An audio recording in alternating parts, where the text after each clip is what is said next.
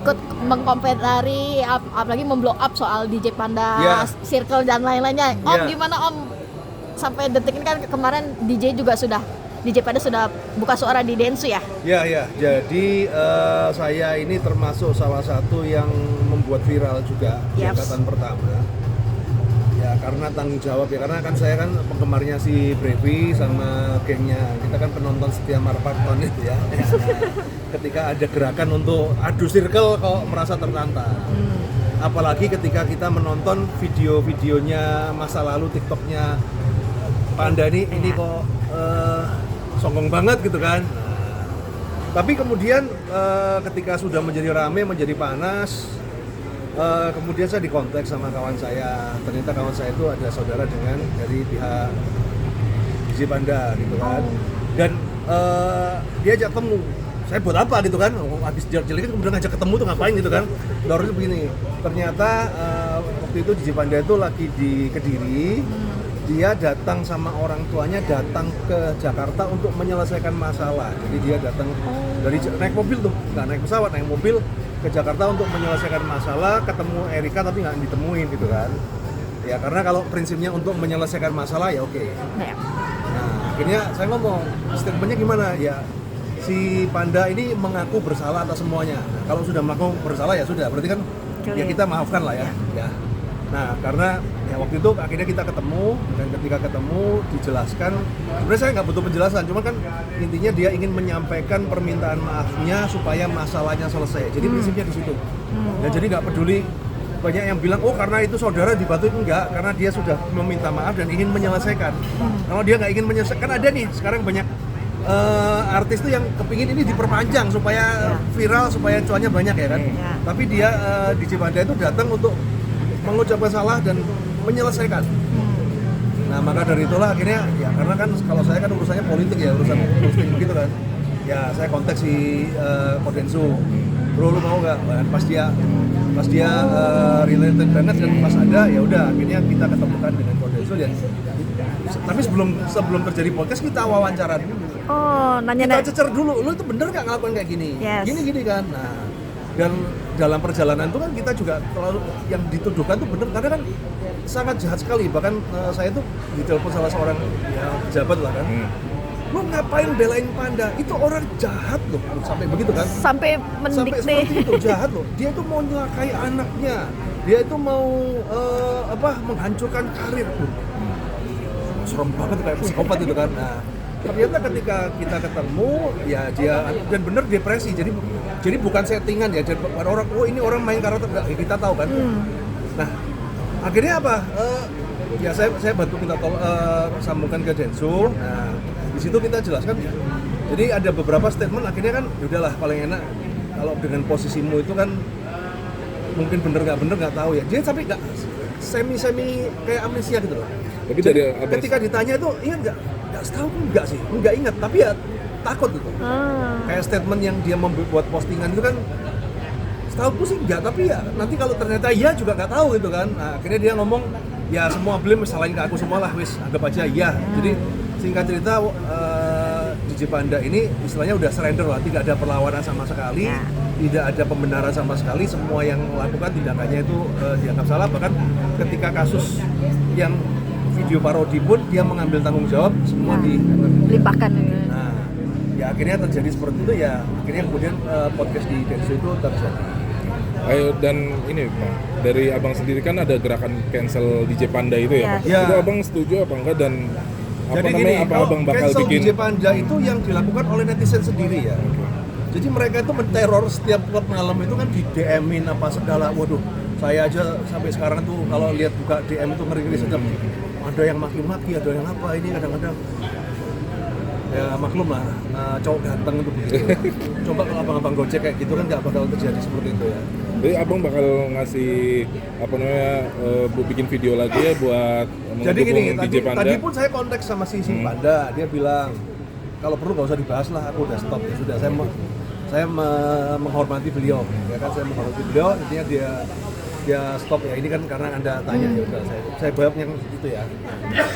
Dan yang pasti, nah ini yang menjadi concern saya adalah ada yang aneh karena kan ya sedikit banyak di antara peristiwa itu saya itu yang pegang pasalnya itu yang paling lengkap loh. Karena saya juga awalnya mendukung si Brevi, saya mendukung Kak Erika. Erika bahkan tanya ke DM ke saya, emang ada video lagi, ada apa lagi gitu kan. Jadi waktu itu kan Panda memberikan ke saya percakapan itu, tapi saya nggak berani lihat ya karena itu kan privasi ya. Kemudian rekaman video Natali, kemudian potongan itu kan dari Panda semua ya kan. Dan ketika saya share juga saya izin dia karena ini sebenarnya adalah komitmen dia untuk klarifikasi itu semua. Enggak berkomunikasi, meminta maaf terutama terhadap si Brevi gitu kan. Dia ngasih itu. Nah, yang menjadi concern saya yang aneh itu adalah apa? Jadi kan kalau berdasarkan di podcastnya Deddy Corbuzier itu ada pelaporan yang pencemaran. Jadi gini ya, masyarakat ini kan ini ada tiga segmen ya. Satu, hubungan antara Panda dan Erika. Yang which is sebenarnya ini udah selesai ya, udah selesai. Cuma kan masyarakat ribut kan, oh sama-sama salah karena sebenarnya ini udah selesai. Yang nomor 2 adalah pengancaman di grup. Nah, ini jadi masalah. Yang nomor 3 adalah karena ada video cosplay. Video ini udah selesai. Ya, Natali juga udah minta maaf. Nah, sekarang kan yang ini. Jadi 1, 2 itu udah 1, 3 udah selesai, tinggal 2 nih. ITE. Nah, ketika saya tanya sama si Panda, kamu tuh bener nggak posting kayak gitu? Aku nggak tahu, lupa aku gitu. Waduh. Kebanyakan lupa ya Om? Hah? Kebanyakan lupa Om? Iya banyak lupa. Lupa itu jadi gini, kalau saya nangkep ya, ini opini pribadi ya. Dia tuh mau ngomong enggak, ya kalau tiba-tiba ada. Iya. Ya tapi ngomong ya mending udah terlanjur, udah salahin ke saya semua. Nah, jadi itu yang di statement adalah yang terutama yang saya highlight adalah yang tentang menghancurkan karirnya Erika, kemudian mencelakai anak, itu kan ada kan ya semua ya kan, semua itu ada. Nah, kemudian menyebar foto USG, terus ngomong Bram, ya itu kan poin-poinnya kan itu yang membuat Erika marah dan ini. Nah, 2 poin terakhir yang untuk Bram ini ketemu. Jadi waktu itu kan Bram ini ketemu, ternyata yang ngomong itu bukan Panda. Anak-anak Bram rame itu kan, ternyata itu adalah Panda itu statement, kemudian ada yang ngot gitu kan, oh ini anak Bram, itu berarti bukan Panda. Ya, kemudian yang menyebarkan foto USG ada gitu kan.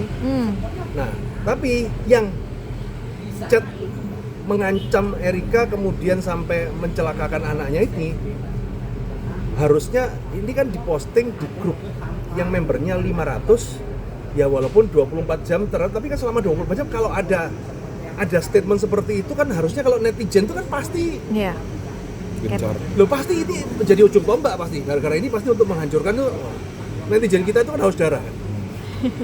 Kalau bisa orang itu udah salah pun udah hancur sampai sehancur-hancurnya itu kan netizen kita kan. Tapi ini saya lihat statement ini cuma ada ketika Erika podcast di Deddy melihat oke. Tapi ketika saya tanya kepada netizen ya, nah saya tanya itu kenapa? Karena DM saya itu sekarang itu pendukungnya si Panda itu DM saya semua gitu. Jadi kan saya tahu ini kan ada nggak ini statement ini. Sampai detik ini bahkan saya kemarin tuh sampai bikin sayembara kalau ada gue kasih 2 juta deh. Sampai hari ini nggak ada. Belum ada yang ngasih. Ada yang ngasih. Nah ini kan nggak ada ya. Aku nggak tahu kemungkinan, tapi kenyataannya dia lapor gitu. Iya. Yang ditakutkan, saya nggak menuduh Erika ataupun Brevi bermain ya. Saya ngomong mereka itu cuma juga korban. Yang saya tak duga adalah nanti ada pihak ketiga yang memanfaatkan. Karena statementnya ya sampai sekarang aneh kan. Ini kan yang diperkarakan membuat dia masuk loh. Tapi nggak ada. Oke, kalau ini kan bisa Lagi wawancara di depan. Ya. Lagi wawancara di depan. Oh, ini kan akhirnya DJ Panda sendiri sudah meminta maaf kepada Brevi dan juga Erika. Bahkan Erika waktu itu sempat memposting di Instagram jika ingin dimaafkan meminta maaf kepada dia. DJ Brevi harus tanggung jawab kepada 2 orang yang bisa dibilang tuh telah dihamili oleh DJ Panda. Mungkin dirimu sempat cross check juga nggak sih ke DJ Panda apakah benar memang ada 2 wanita lain yang turut nasibnya seperti seperti Erika. Nyangkal nggak? Nggak, ada sangkalan nggak dari DJ Panda? Dia katanya cuma mau ngurusin Erika aja kemarin di dance di sana. Udah. Kalau nggak ada sangkalan ya sudah lah. Biarkan. Tapi kira-kira Brevi bakalan nikahin Erika? Tapi tidak ada masalah, nggak ada masalah ya. Artinya yang sama dua itu kan juga bener nggak ada masalah kan. Kalau masalah kan pasti muncul tuh. Kalau bener ada masalah kan pasti muncul kan. Naik pansos kan. Tapi kalau dari versi DJ Pandanya sendiri cerita ke mungkin seperti apa sih ini terkait dua wanita yang bisa dibilang tuh sempat Aku tidak tahu pasti, nggak berani ngomong ya. Tapi pertanyaannya adalah apakah DJ Panda ini penjahat kelamin? Saya jawab ya. Gitu loh. Udah di depan matanya juga memang udah ngakui, udahlah kita nakal lah gitu lah. Yang namanya orang ganteng ya kan, kemudian banyak yang mau. Nah itu ya begitulah gitulah. Om, terkait cancel culture yang diterima DJ Panda sendiri, gimana nih Om? Artinya banyak pekerjaan cancel semua. Baru kemarin dari Kodensu akhirnya dia dapat job. Om nyikapinya gimana sih Om? Ya, Ngenes. dinamika lah. Ariel aja ya kan yang dulu di jazz sekarang tambah ngetop kan. Itu yang memang yang bikin kita tambah ngetop itu yang penting ganteng. Tapi Erika sama Brevi menurut Om sendiri mau nikah nggak sih? Lah itu nggak tahu lah, itu saya nggak kenal sama dia kan. Ya harusnya lah. Harusnya Brevi orang DJ baik lah. Dia bisa ini. Dan yang fakta menarik adalah yang saya nggak sadar, jadi ketika Donsu itu ketika ngobrol, nah ini kan kayak kisah gua dulu gitu. Jadi apa yang dialami DJ Panda ini mirip dengan kasusnya Brevi. Cuman bedanya kan kalau di kasusnya Densu itu kan dia udah tahu ini bukan anakku gitu kan. Kalau ini ya aku yang nanya. Bahkan dari pihak keluarga dari DJ Panda pun sudah siap untuk mengakui dan siap untuk menghidupin. Ya walaupun tahu bahwa Erika sudah mempunyai uang yang banyak gitu ya, tapi dia tetap papanya ngomong, aku sebagai kakeknya ya tanggung jawab. Biaya persalinan tak bantu apa segala, mereka udah siap. Kok dengan mundurnya dari manajernya DJ Panda, terus orang-orang yang speak up pernah mendapatkan perlakuan tidak baik dari DJ Panda, ini Om Roy gimana sih menyikapinya? Apakah memang ini ya bom waktu ya, gini, atau gimana? Kalau secara jujur ya berdasarkan pengakuan dari DJ Panda sendiri apa segala, memang attitude dia itu ya dia mengaku salah dari semua itu, attitude itu mengaku salah dan ya namanya kita mau menjudge kan kayak kita orang bener aja gitu kan. Nah tapi kan topik permasalahan kita kan bukan di situ. Topik permasalahan kita kan ya antara fokus sama Erika. Kalau masalah attitude ya itu masa lalu. Itu kembali ke masing-masing ya. Saya no comment ya. Karena kalau saya komen nanti saya juga ya kita juga pernah salah lah. Gitu. After dance gimana? Mungkin Om melihat perubahan dari DJ Panda sendiri? Harusnya akan lebih dewasa. Karena kan beberapa kali saya ngurusin hal-hal seperti ini kan teman-teman berubah ya. Kayak dulu tuh saya kalau ada kasus Ivan Pudel Surabaya itu yang gempar itu, sekarang orangnya baik, kita berteman gitu. Jadi kadang-kadang Tuhan tuh merubah orang itu dengan cara yang ekstrim. Karena kalau nggak begitu besar kepala. Karena kan DJ Panda itu tidak disukai di kalangan DJ. Bukan karena mainnya, tapi karena dia paling ganteng dan paling ya antara itu kan ada ini kan saingan lah. Kurang lebih seperti itu. Oh ini kan bisa dibilang kan kasus dari DJ Panda dan juga Erika ini menjadi atensi besar ya. Bahkan nggak cuma dari kalangan masyarakat tetapi kalangan publik. Salah satunya waktu itu sempat kami DP mengomentari bahwa jika memang DJ Panda tidak merasa itu anaknya, kenapa harus bertanggung jawab? Justru DJ Panda itu merasa itu anaknya. Karena jarak dihitung antara USG dan ininya itu tepat gitu loh. Cuman mungkin ada keraguan ya karena kan podcastnya Erika kan ya begitu kan. Ini kan bukan permasalahan orang baik-baik ketemu orang jahat, ini kan permasalahan dua player lagi saling adu mekanik gitu kan. Tapi DJ Panda itu meyakini bahwa itu anaknya. Bukti tanggung jawab DJ Panda nanti ketika anaknya lahir mungkin seperti apa? Dia mau ngerawat, dia mau misalnya nyantun apa ya? Memberikan orang nafkah. Jawa itu kayak paruan gitu loh. Ya sudahlah, lu ada apa? Ya aku tetap nyantunin gitu loh. Tetap biayain anaknya, dia ada kesempatan. Walaupun Erika sudah mempunyai uang untuk membiayai anaknya pasti berlebih-lebih. Tapi dia sudah berkomitmen seperti itu. Tapi ada obrolan DJ Panda pengen DNA nggak sih? Apa? DNA, tes DNA. Ya untuk memastikan ya mungkin ya pasti ya untuk memastikan.